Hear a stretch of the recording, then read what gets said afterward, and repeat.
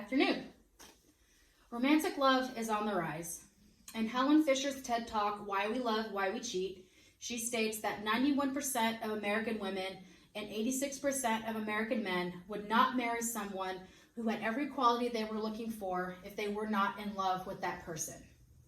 Dating can be scary. Using an online dating site can be even scarier. But the thought of finding love is a deeply beautiful thought. My name is Julia, and while I haven't used a dating app before, I know many people who have, and only about a handful have been successful. So in my research, I hope to help others be more successful in using online dating. So let's take a look at what may have hindered someone's success in the past. And let's start with choice.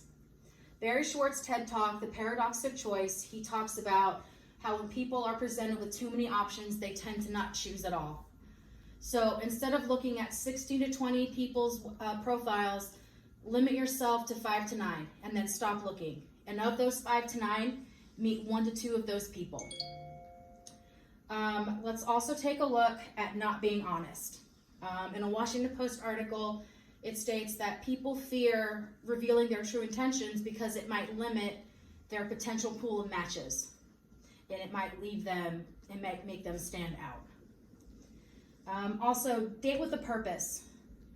Post flattering photos of yourself. Make sure your profile is grammatically correct. And instead of sending generic one-liners to people, personalize the message to someone.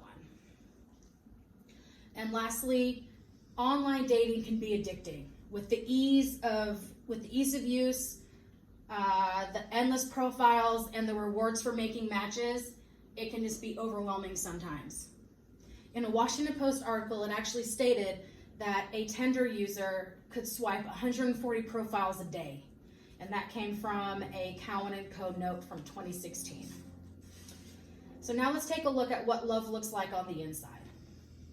In a Psychology Today article, it states that there is a 3-stage model of the chemical basis of love, and that is lust, attraction, and attachment. At the lust stage, testosterone and estrogen are released, and this increases our chances of finding many matches. At the next level, attraction, dopamine is released, and this creates an increased motivation. This chemical is designed to focus our attention on our newfound love. Lastly, attachment. Oxytocin and vasopressin are the hormones released in this stage, and it promotes long-term bonding. Now let's take a look at Helen Fisher's 3 characteristics of romantic love, and that is craving, motivation, and obsession.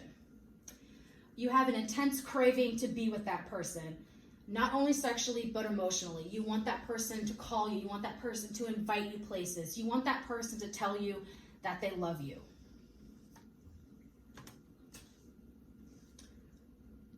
And the motivation, the brain starts to crank and you want to be with that person all the time. And obsession, you think about that person all day and all night. And lastly is physical appearance. And while physical appearance should not be top priority in picking someone to date, some level of attraction is going to be there. And lastly, let's take a look at some new techniques that you can implement and hopefully will help you in your online dating choices. Be honest with yourself. Be proud of who you are, and people will notice it. Stay positive. Even a bad date can be a good thing. It makes you one step closer to finding the person that you're supposed to be with. And get out of the house. A Huffington Post article makes a really good point. And instead of updating your profile for the 100th, maybe 1,000th time, if you know a friend who is going to go get drinks with some coworkers after work, go with them. Ask to tag along. And meet your matches as soon as you can. A Washington Post article states that a lot of times people lose interest after the first meeting if the communication has lasted longer than 3 weeks. So as soon as you feel comfortable, as soon as you feel that that person you're communicating with is not going to pose any kind of danger to you, meet them.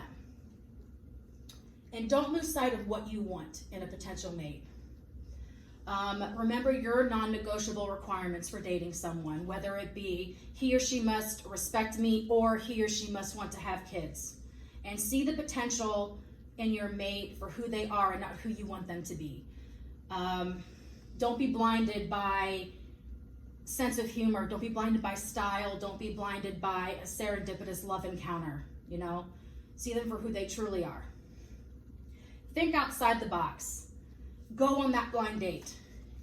Go get coffee with someone who may not be your type. Dating and finding love can seem daunting. Online dating can seem like a second job sometimes. Forget your old approach and implement some of these new techniques, and it just might lead you in the right direction. Love is out there. Don't be afraid to try new things and put yourself out there. It might just lead you to who you want. Thank you.